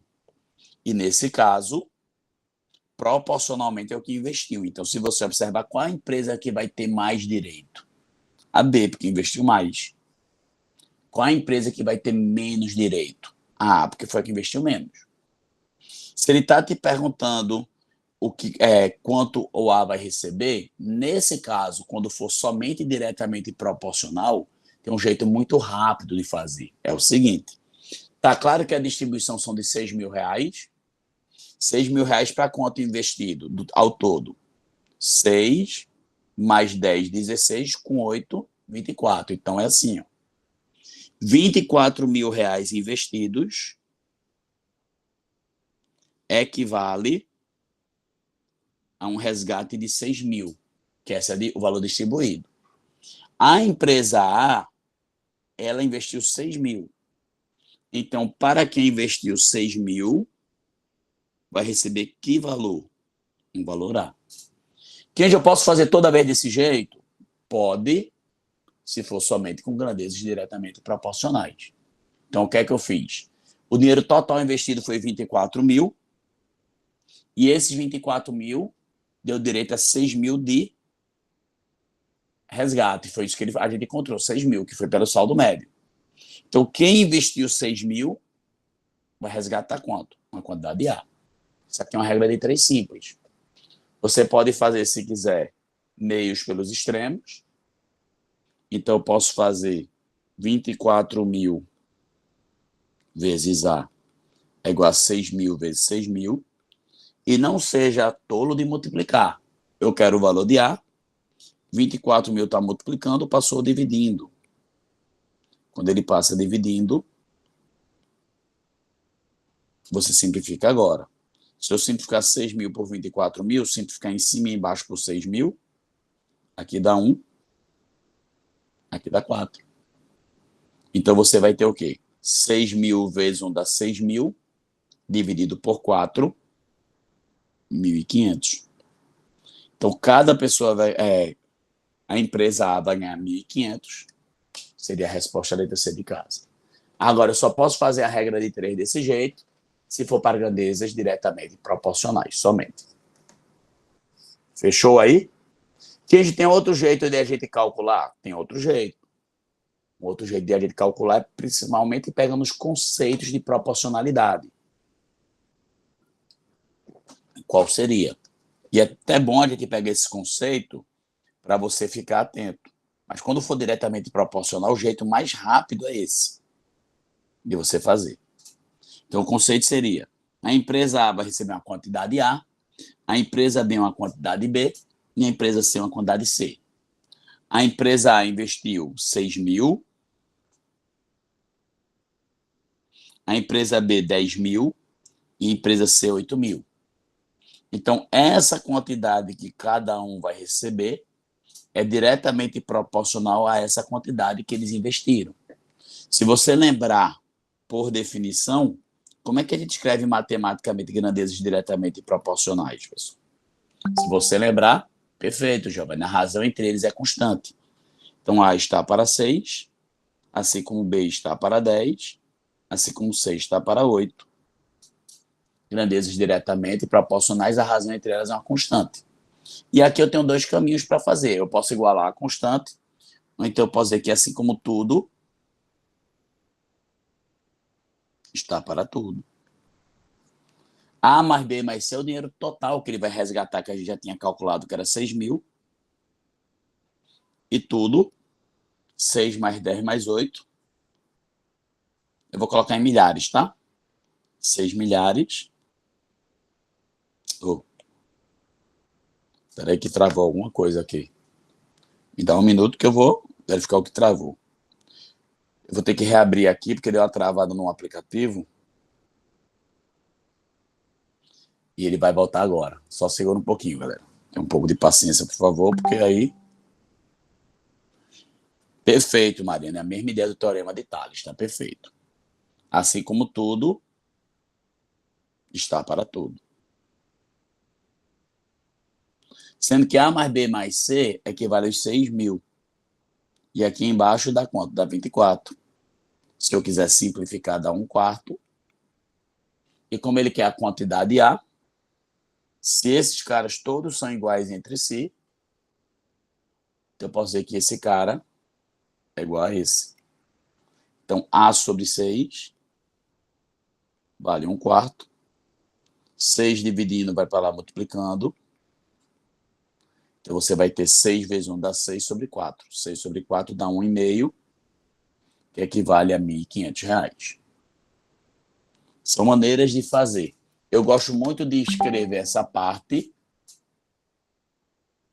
porque a gente vai tratar dessa ideia. Malu, quem você pode lembrar sobre o cálculo de inversamente proporcional? Vou fazer agora, Malu. A 12 é inversamente proporcional. Vamos fazer? E a gente vai trabalhar com essa, que é a mesma coisa. Já para matar a tua dúvida, para a gente não ficar fazendo mais do mesmo, tá? Então, na 12 que Malu fala sobre o cálculo de inversamente proporcional, e isso é bom porque a gente revisa, tem hora que a gente esquece mesmo, que é natural. Diz o seguinte: Para contratar 3 máquinas que farão reparo de vias rurais de um município, a prefeitura elaborou um edital, entre outras cláusulas, previa: cada empresa interessada só poderá cadastrar uma única máquina para concorrer ao edital. 2. O total de recursos destinados para contratar o conjunto das 3 máquinas é de R$ 31 mil. 3. O valor a ser pago a cada empresa será inversamente proporcional à idade de uso da máquina cadastrada pela empresa, para o presente edital. As 3 empresas vencedoras do edital cadastraram máquinas com 2, 3 e 5 anos de idade de uso, quanto receberá a empresa que cadastrou a máquina com maior idade de uso. Então, primeiro, eu vou dizer que a primeira empresa vai receber uma quantidade X, a segunda uma quantidade Y, a terceira uma quantidade Z. E essa quantidade que elas vão receber é inversamente proporcional à idade da máquina.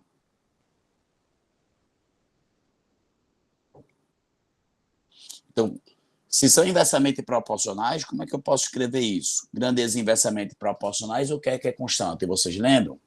Quando é diretamente proporcional, a razão é constante, como o Giovanni falou. Já quando é inversamente proporcional, não é a razão que é constante. Quando é inversamente proporcional, o que é constante é o produto. Ok? Então, eu posso dizer que x vezes 2 é igual a y vezes 3, que é igual a z vezes 5. O produto é uma constante. Temos 2 maneiras de fazer. Se é uma constante K. Todo mundo? Ou você faz desse jeito, nessa montagem inicial, ou você pode também fazer assim, ó. Grandezas inversamente proporcionais, então, não é a razão que é constante. Então, uma vai ser diretamente proporcional ao inverso da outra. Então, também poderíamos escrever assim: x está para o inverso de 2, assim como y está para o inverso de 3, assim como z está para o inverso de 5. É uma maneira de fazer. Tanto a de cima quanto a de baixo estão perfeitamente corretas. Fechou aí, Malu? A forma de fazer? Grandezas diretamente proporcionais à razão, à constante. Inversamente proporcional, ou você escreve que o produto é constante, ou uma é diretamente proporcional ao inverso da outra. Feito isso aqui, eu vou usar pela constante, mas se quiser usar de baixo também está perfeito. Usando pela constante, que é uma forma de muitos fazerem, o que é que eu posso fazer? Eu vou escrever todo mundo em função de K, por exemplo. Z vezes 5 é igual a K. Então, quem é Z? 5 multiplicando passou dividindo. Então, Z vai ser K sobre 5. Y vezes 3 é igual a K. Então, quem é Y? 3 está multiplicando, passou dividindo. X vezes 2 é igual a K. Então, quem é X? 2 multiplicando, passou dividindo. Se eu pegar essas 3 quantidades aqui e somar, vai ser o dinheiro total. E vai ser quanto? 31 mil. Então, se eu pegar K sobre 2, mais K sobre 3, mais K sobre 5, eu posso colocar em milhares, 31, ou escrever 31 mil, você escolhe. Fechado? Soma de frações que a gente faz, pessoal, tira o MMC, né? Não tem como fazer soma de frações se não tirar o MMC. O MMC entre 2, 3 e 5, o que é que acontece? O MMC entre 2, 3 e 5 vai ser o produto deles, porque eles não têm termos em comum. Já eu tiro a dúvida de Clara. Então, o MMC entre 2 vezes 3, 6 vezes 5 dá 30. Quem não sente a vontade para fazer o MMC, você pode fazer isso aqui, ó, decomposição simultânea.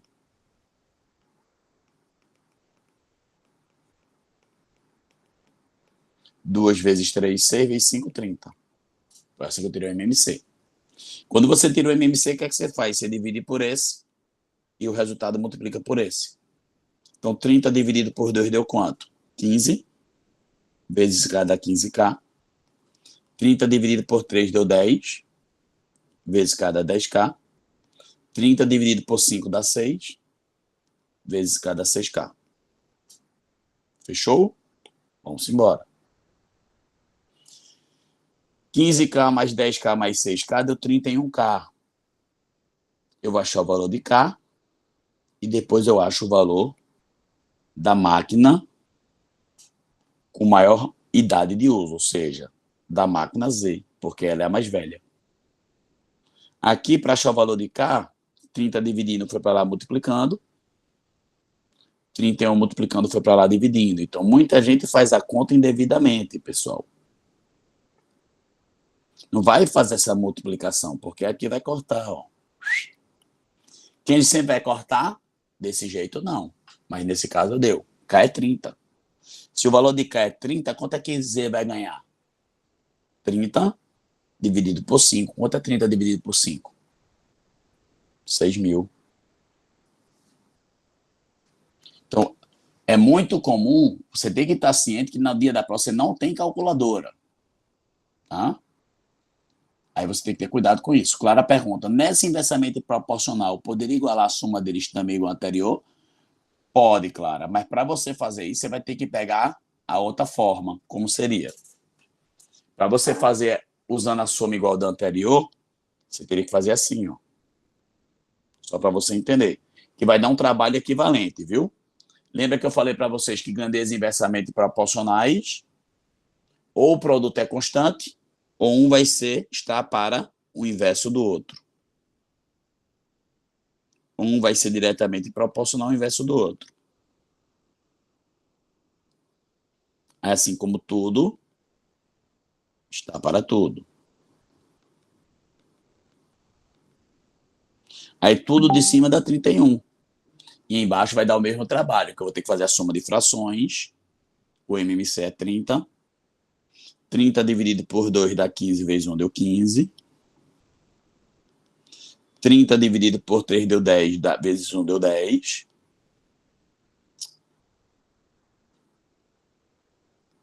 E 30 dividido por 5 deu 6, vezes 1 deu 6. Divisão entre frações, repita, multiplico pelo inverso da segunda. K deu 30. Depois que K é 30, aí você vai fazer o quê? Eu quero o valor de Z. Esse cara é igual a 30. 1/5 está dividindo, vai para lá multiplicando. Aí você vai achar 6. No caso, a Ana Clara pergunta, se eu utilizasse o segundo modo que o senhor fez para fazer regra de 3? Não, não dá para fazer regra de 3. Tá certo? Inversamente proporcional, não.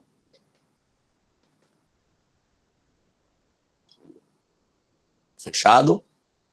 De boa? Então vamos embora. E essa 13 é a evolução desses dois problemas. Por quê? Essa 13 é justamente uma mistura de grandezas diretamente e inversamente proporcional. Se você me perguntar quem no Enem, em algum momento, já caiu diretamente e inversamente proporcional ao mesmo tempo, não, pessoal, não caiu. Mas eu tenho que fazer o quê, pessoal? Eu tenho que mostrar para vocês as possibilidades. Então, esse é meu principal intuito, que eu mostro para vocês que, às vezes, acontece de poder cair com os dois ao mesmo tempo. E todo mundo espera que caia com os dois. Ok? Simbora.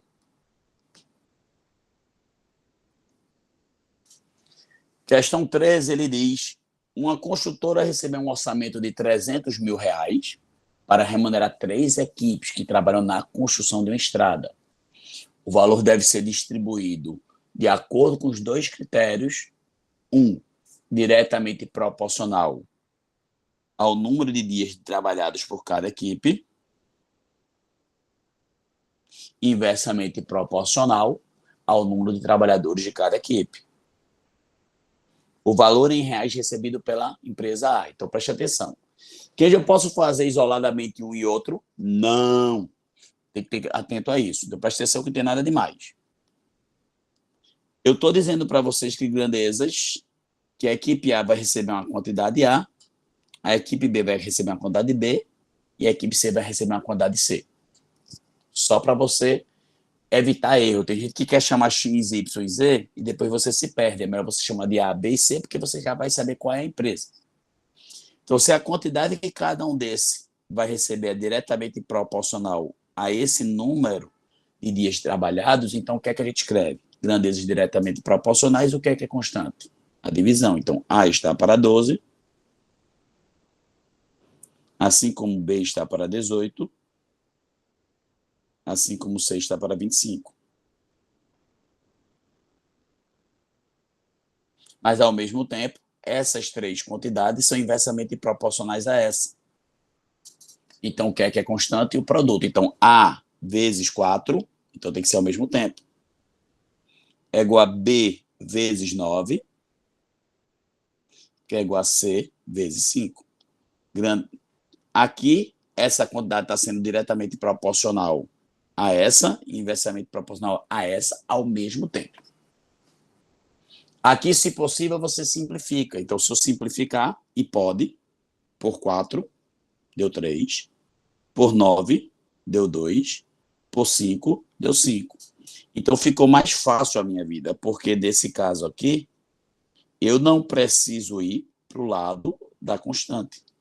Então, ficou A está para 3, assim como B está para 2, assim como C está para 5. Assim como tudo está para tudo.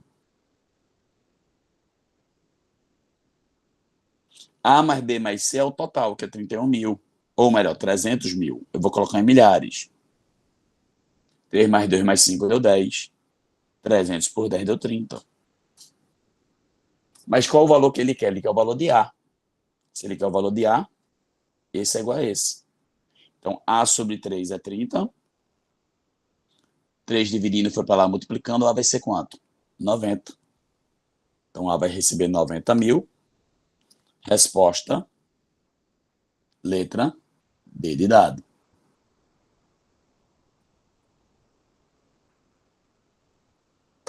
Então, essa é a forma que você faz com direta, inversamente proporcional ao mesmo tempo.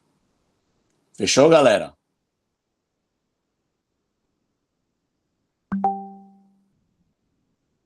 Então, a organização das frações, claro, peguei a definição. Grandezas diretamente proporcionais. O que é uma constante? A divisão. Então, A está para 12,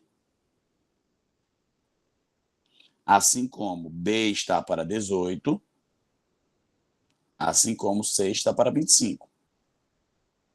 Diretamente proporcional. Mas, ao mesmo tempo, essas quantidades são inversamente proporcionais ao número de trabalhadores. Isso é inversamente proporcional ao que é constante? A produto. Então, A, ao mesmo tempo, vezes 4.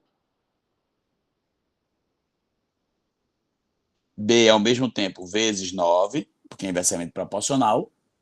E C vezes 5. Tem que ser ao mesmo tempo. Se não quisesse montar desse jeito, você poderia dizer: esse cara é diretamente proporcional a esse, então A está para 12, assim como B está para 18, assim como C está para 25. E como essa quantidade é inversamente proporcional a essa, se você não quiser colocar o produto em uma constante, então você vai dizer que A é diretamente proporcional ao inverso de 4. Então, A vai estar para o inverso de 4, com B vai estar para o inverso de 9, e C vai estar para o inverso de 5. Você tem essas duas opções. Fechou? Tranquilo, Clara? Simbora. Questão 14, mais um aí, ó, pingando na parte geométrica. Em um torneio de robótica, competem equipes iniciantes, intermediárias e avançadas. As tarefas no nível iniciante consistem em atividades básicas de montagem e programação. Em uma dessas tarefas, a equipe tem a missão de programar um robô para executar um trajeto poligonal no menor tempo possível. Nesse trajeto, o robô deve seguir os seguintes passos. 1. Percorrer em linha reta uma distância de 3 decímetros. 2. Parar. 3. Girar 60 graus no sentido anti-horário. O robô deverá, então, repetir os passos 1, 2 e 3 até que retorne ao ponto de partida inicial. A distância total em decímetro que o robô percorrerá nesse trajeto, qual é? Então, bora. O que é que eu tenho? Você está dizendo que você tem um robô, ele anda 3. Andou 3, ele está dizendo que parou. E depois ele está dizendo que vai girar no sentido anti-horário 60 graus. Horário seria girar para baixo, anti-horário é girar para cima. Então ele girou aqui 60 graus. Ok? E ele está fazendo isso até o quê, pessoal? Ele vai fazer isso até o robô retornar para cá. Então, tem gente que vai ter a percepção, mas se você observar ele novamente, vai andar 3, e ele estaria nesse sentido, ok? E ele vai girar no sentido anti-horário 60 graus. Então, quando ele girar 60 graus, esse giro aqui é 60 graus. E ele vai fazer isso até retornar. Como esse lado aqui vai ser sempre o mesmo tamanho, e esse ângulo de fora, que é chamado ângulo externo, também é sempre o mesmo, então quando essa figura fechar, vai dar um polígono regular. Se você lembrar do polígono regular, um polígono é regular quando tem todos os lados com a mesma medida e todos os ângulos com a mesma medida. E esse ângulo de fora, que é chamado ângulo externo, está completamente conectado com tanto o ângulo interno quanto o ângulo externo de um polígono regular, está conectado com o seu número de lados. Não sei se lembram, o ângulo externo de todo e qualquer polígono regular é dado por 360 graus dividido pelo número de lados. Já o ângulo interno, quem prefere, vai ser n menos 2 vezes 180 dividido pelo número de lados. Ok? Eu prefiro sempre trabalhar com o ângulo externo porque a fórmula é menor. Se o ângulo externo vale 60 graus, então eu vou escrever 60. E a pergunta é, 360 dividido por quanto é que dá 60? 360 dividido por 6. Então, quando fechar, vai formar um polígono de 6 lados. Então, se é um polígono de 6 lados, ele não quer saber o polígono, não é a letra B, ele quer saber a distância total que vai percorrer. Pessoal, se cada lado que ele percorre tem 3 decímetros, e ele vai percorrer um polígono de 6 lados, então ele vai andar 6 vezes 3 decímetros. Então, 6 vezes 3, 18. Resposta, letra E de escola. Essa aí eu sei que muita gente talvez tenha até, acho que é mais difícil, mas na verdade não é mais difícil, mas muita gente nem lembrava dessa parte. Vai sim, Isa. Ele vai colocar na plataforma. Na verdade, eu vou colocar no canal do YouTube, tá certo? Porque sobe mais rápido para mim. E essa questão 15, a gente vai fazendo agora, que é um outro problema que tem tudo a ver com grandezas proporcionais, sendo que ao invés de escrever, ele definir diretamente, inversamente para você, ele dizer para você bem direitinho, você vai ter que ter a interpretação. E é isso que a gente vai fazer agora. Vamos embora. Deixa eu apagar aqui. Para incentivar o interesse dos alunos em utilizar a biblioteca da escola, um professor propôs um projeto pedagógico, um mutirão para organizar os livros da biblioteca. Nos primeiros 3 dias, um grupo de 20 alunos, dedicando 3 horas por dia, conseguiu organizar a metade dos livros das estantes.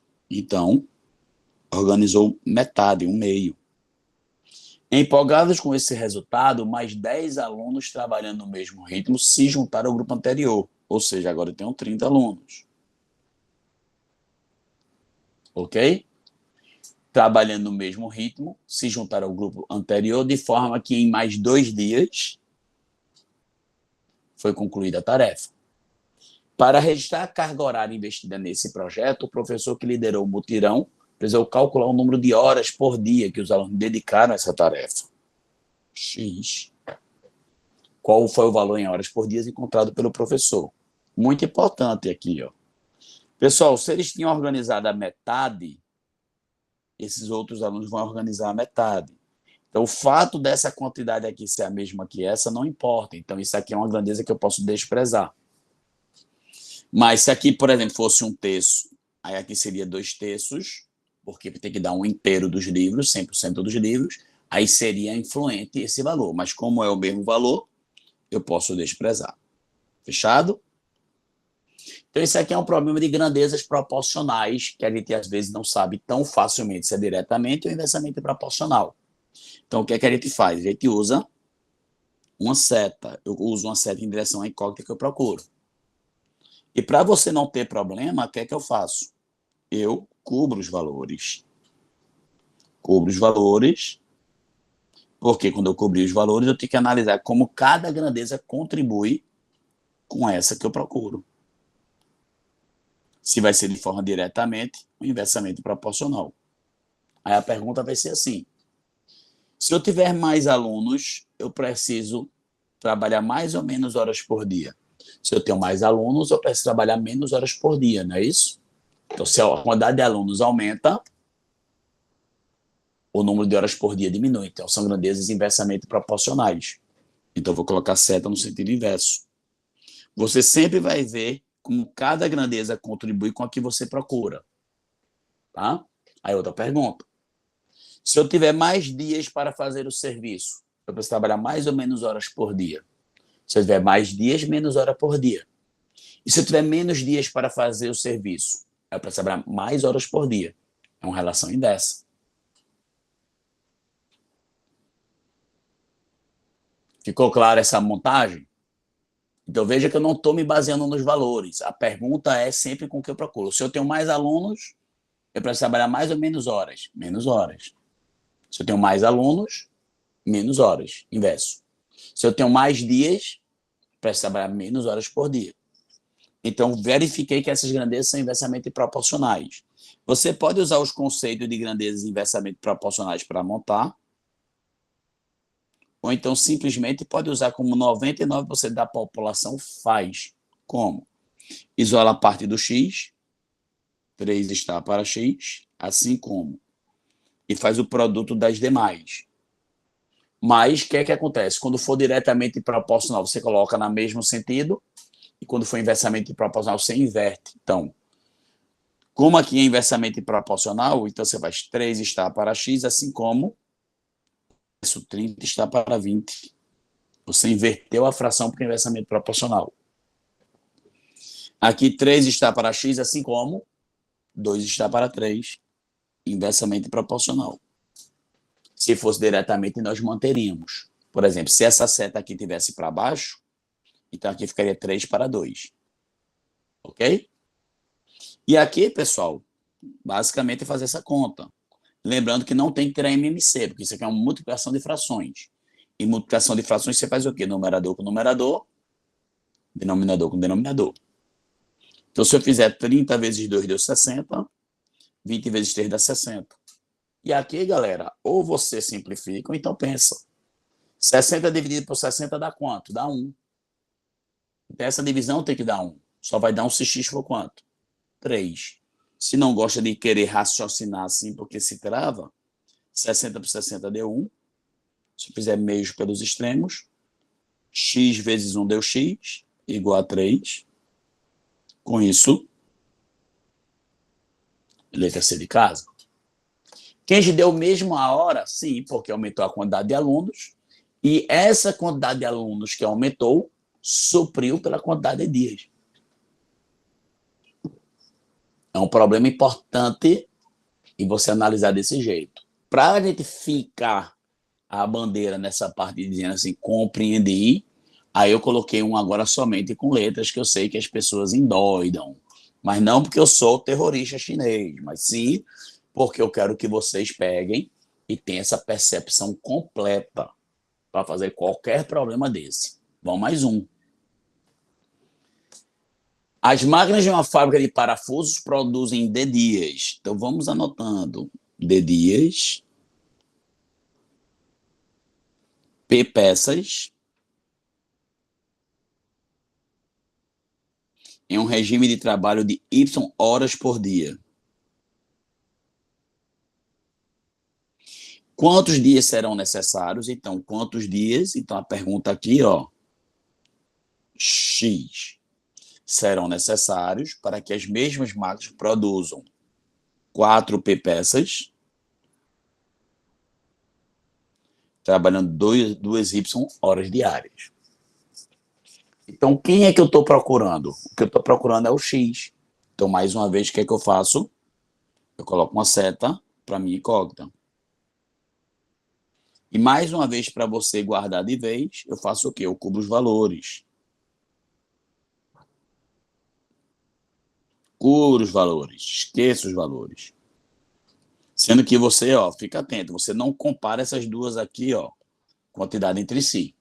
Você sempre vai comparar a grandeza com a que você procura. Então, vamos lá.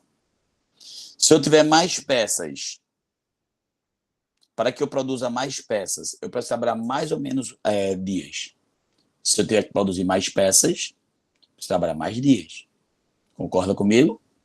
Se tiver menos peças, menos dias. Então, a relação aqui é uma relação diretamente proporcional. Fechado? E, de novo, se eu trabalhar mais horas por dia, eu preciso trabalhar mais ou menos dias? Menos dias. Se eu trabalhar menos horas por dia, vou precisar trabalhar mais dias. Então, é uma relação inversamente proporcional. Feito isso, aí é monto. Como eu te falei, eu vou pegar e vou isolar a parte da incógnita. D está para X, assim como.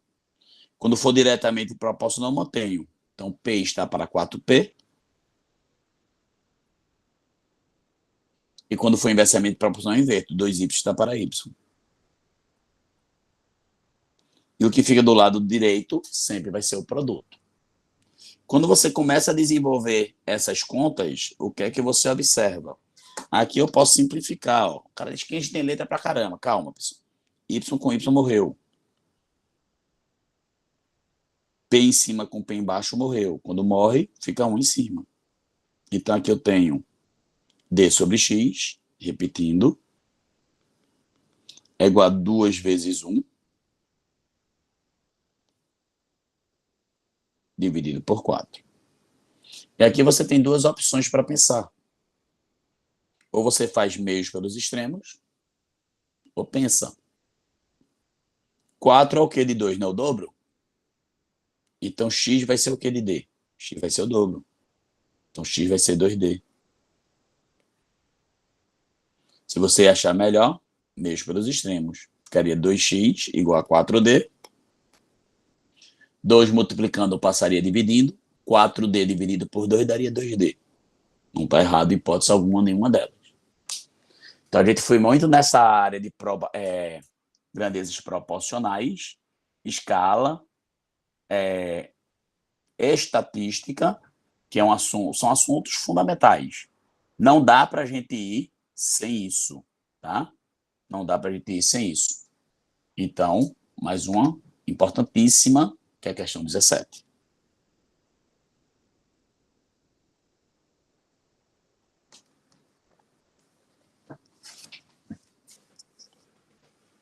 Então, essa parte é importante depois refazer os passos para você verificar se você compreendeu direitinho e se não entender, tirar as dúvidas, muito fundamental. Você vai ver aí no final, pessoal, que tem algumas questões, essas últimas... Opa, peraí, que é que eu tirei. Você vai ver que essas últimas, eu vou botar o gabarito já para vocês, essa 19, para vocês fazerem, essa 20, para vocês fazerem, porque é a mesma ideia das grandezas proporcionais, e essa 18 também. Então, vamos tentar fazer pelo menos essa 17 e essa 21, porque essas outras três ficam de você tentar verificar se você compreendeu ou não o que a gente falou até hoje.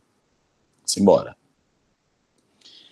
Preocupada com a geração de resíduos plásticos, uma família decidiu substituir o consumo de água mineral em garrafas de 1,5 litro por um purificador doméstico.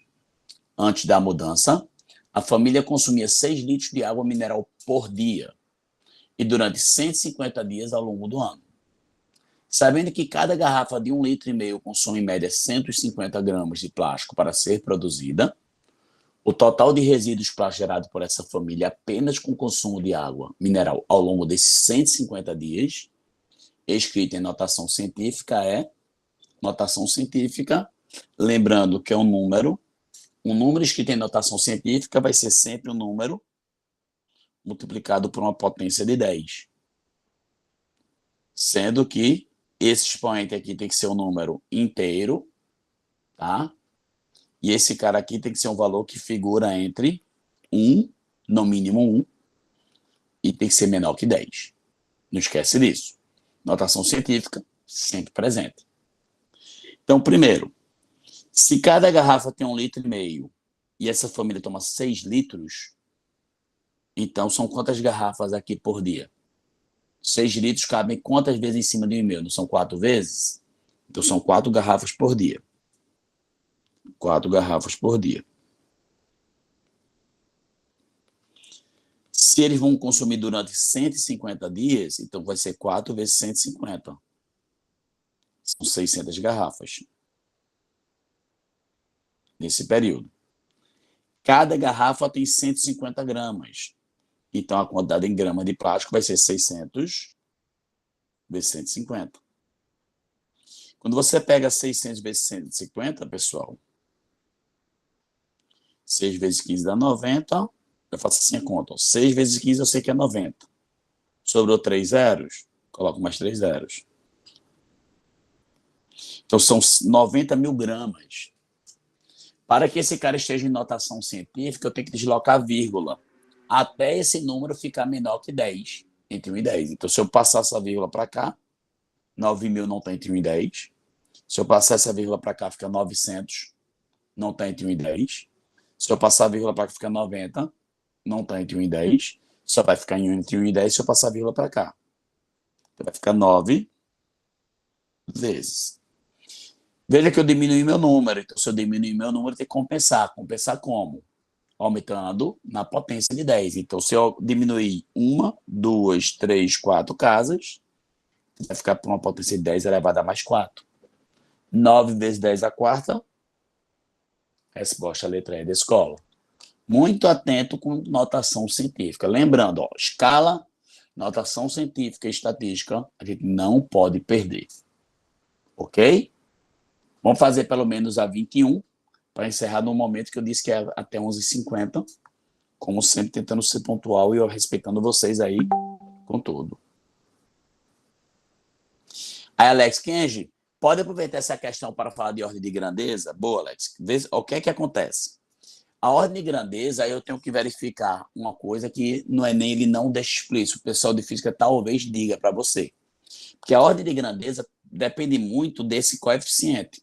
Então, tem alguns vestibulares que usam 5,5 e tem outros vestibulares que usam... Aí você me pegou na pergunta do Enem, porque nunca caiu. E eu acredito, honestamente,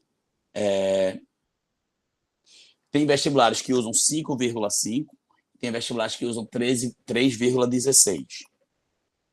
O que eu acredito que numa prova ocorreria, ele não deixaria uma ambiguidade. Então, por exemplo,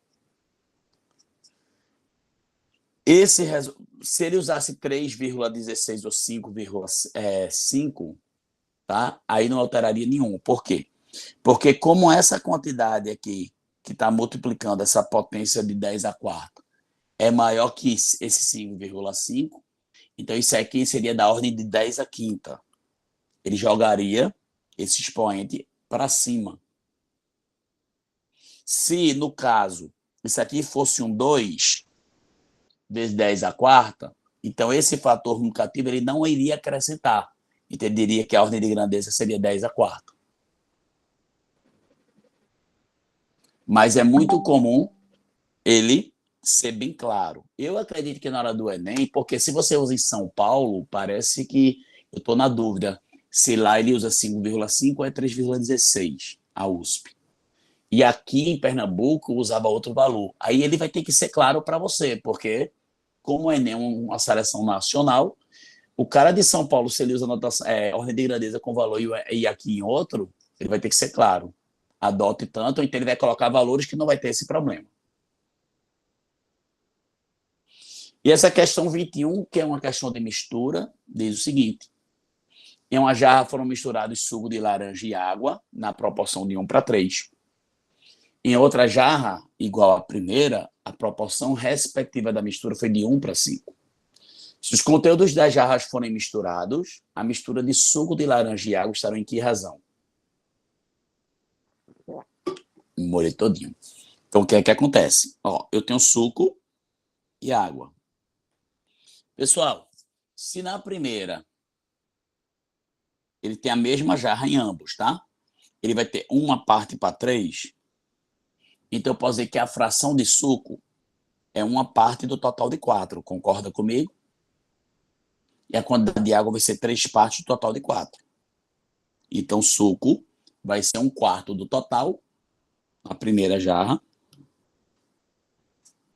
Então, quando a fração de suco,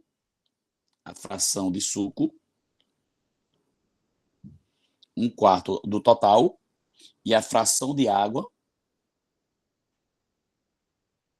3 partes do total de 4, 3/4. Fechou? Já na segunda jarra, ele diz que a proporção é de 1/5. Então, o que é que acontece? Se a proporção é de 1/5, então qual a quantidade de suco? É uma parte do total de 6 da jarra. É 1/6 da jarra. E qual a quantidade de água? 5 partes do total de 6. Aí ele diz, se os conteúdos das jarras forem misturados, a mistura de suco de laranja e água estará em que razão? Ele quer a mistura de suco e água. Em que razão? Então, qual é o total de suco? O total de suco vai ser 1/4 mais 1/6 do todo, dividido pelo total de água. Qual é o total de água? O total de água vai ser 3/4 mais 5/6. Aqui eu vou ter que tirar um MMC. O MMC de 4 e 6, se você não sabe, fatora. 2 vezes 2, 4 vezes 3, 12. Quando você tira o MMC, o que é que você faz? Divide por esse e multiplica por esse. Então, 12 dividido por 4 dá 3, vezes 1 deu 3. 12 dividido por 6 deu 2, vezes 1 deu 2.